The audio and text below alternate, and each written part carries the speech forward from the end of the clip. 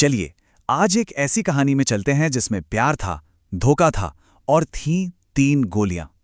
ये एक ऐसे मुकदमे की कहानी है जिसने न सिर्फ एक इंसान की जान ली बल्कि भारत के पूरे जस्टिस सिस्टम पर ही एक बड़ा सवाल खड़ा कर दिया। आज हम समझेंगे के.एम. नानावटी केस, वो मामला जिसने हमारे देश को हमेशा के लिए बदल दिया।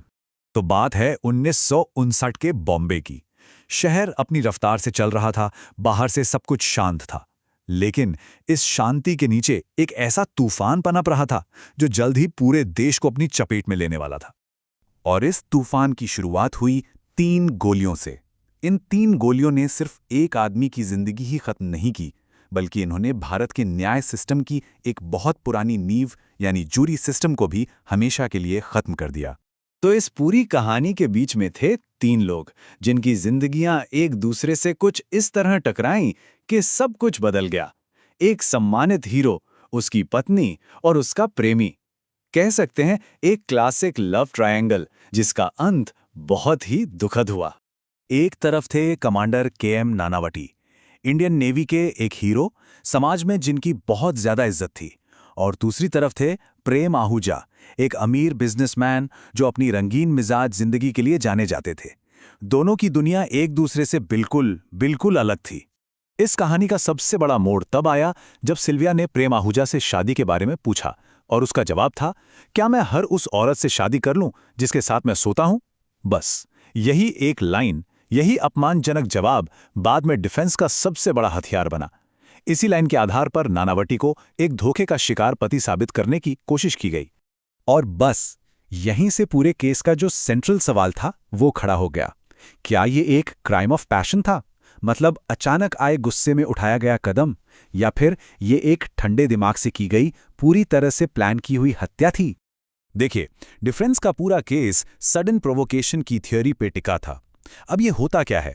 आसान भाषा में समझें तो कानून कहता है कि अगर किसी इंसान को इतना गहरा सदमा लगे या वो इतने गुस्से में आ जाए कि उसका अपने दिमाग पर कोई काबू ही ना रहे और वो उस हालत में कोई जुर्म कर बैठे, तो उसे एक सोची समझी हत्या नहीं माना जा सकता। लेकिन जो प्रोसिक्यूशन था, यानी सरकारी पक्ष, उन्होंने इस अचानक गुस्से वाली थ्योरी पर गंभीर सवाल उठाए। उन्होंने एक टाइमलाइन सामने रखी, पत्नी का सच कबूलना, फिर नानावटी का अपने परिवार को सिनेमा हॉल छोड़ना, फिर अपने शिप पर जाकर झूठा बहाना बनाकर बंदूक लेना और फिर आहूजा के घर जाकर उसे मारना। इन सब में कई घंटे लगे। प्रोसिक्यूशन ने पूछा, क्या ये सच में अचानक आया गुस्सा था या ये एक ठंडे दिमाग से बनाया गया प्लान था? ये लड़ाई सिर्फ कोर्टरूम के अंदर नहीं लड़ी जा रही थी। एक और बहुत बड़ी ताकत थी जो अपना काम कर रही थी। एक और अदालत लग चुकी थी और वो थी मीडिया की अदालत। और इस अदालत का जज था एक टैबलॉइड अखबार जिसका नाम था ब्लिट्स। ब्लिट्स ने इस पूरी कहानी को एक फिल्म की तरह पेश किया। नानावटी को एक हीरो बना दिया गया, एक अच्छा ऑफिसर, एक धोखा खाया पति जो सिर्फ अपनी इज्जत के लिए लड़ रहा था। और प्रेम आहूजा को बना दिया गया विलेन, एक घर तोड़ने वाला जो अपने किए की सजा भुगत रहा था। और इस मीडिया कैंपेन का असर जबरदस्त। जनता की पूरी सहानुभूति नानावटी की तरफ हो गई। लोगों के लिए यह केस अब कानून का नहीं बल्कि सही और गलत की, यानी नैतिकता की लड़ाई बन चुका था। और इसका सीधा असर उन आम लोगों पे पड़ रहा था जो जूरी का हिस्सा थे। और फिर आया फैसले का दिन। ज्यूरी ने एक ऐसा फैसला सुनाया जिसने पूरे देश के लीगल सिस्टम को हिलाकर रख दिया और जज को मजबूर कर दिया कि वो उस फैसले के खिलाफ खड़े हो जाएं। ज्यूरी ने 8-1 के बहुमत से, मतलब 8 लोगों ने नानावटी को दोषी नहीं पाया। साफ था, मीडिया और जनता की बनाई कहानी जीत चुकी थी। ऐसा लगा कि डिफेंस और ब्लिट्स की जो रणनीति थी वो पूरी तरह से कामयाब हो गई है। लेकिन जो जज थे, जस्टिस शलाट, वो इस फैसले से बिल्कुल भी सहमत नहीं थे। उन्हें लगा कि यह फैसला सबूतों के एकदम खिलाफ है और उन्होंने जूरी के फैसले को खारिज करने के लिए सिर्फ एक शब्द का इस्तेमाल किया, परवर्स, मतलब विकृत। ये एक बहुत ही असाधारण कदम था। तो इसके बाद जज ने इस केस को बॉम्बे हाईकोर्ट में रेफर कर दिया। हाईकोर्ट ने जूरी के फैसले को पलट दिया और नानावटी को हत्या का दोषी मानते हुए उम्र कैद की सजा सुनाई। इस केस ने एक बहुत बड़ी बहस छेड़ दी कि क्या आम नागरिकों की जूरी भावनाओं में बहकर गलत फैसले दे सकते हैं, और इसी बहस का नतीजा ये निकला कि भारत से जूरी सिस्टम को हमेशा के लिए खत्म कर दिया गया। पर कहानी यहां भी खत्म नहीं हुई। एक आखिरी और सबसे विवादित मोड़ आना अभी बाकी था।